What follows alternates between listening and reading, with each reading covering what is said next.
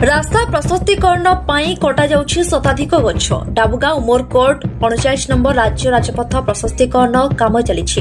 एथिपई रास्ता कड़े थिबा बहु पुरातन तथा मूल्यवान गछगुड़िक कटा चलिछि।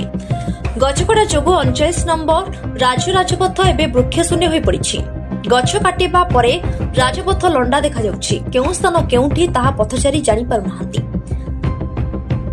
शीत ऋतु थिबारु राजपथरे गछर अभाव अनुभूत हेउ नाही।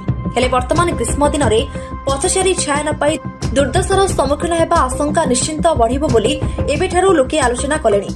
क्लांत अनुभव कले यात्री माने गछ छाईरे विश्राम नेउथिले। एबे जनसंख्या ताल देई जानवाहन वृद्धि पाइछि।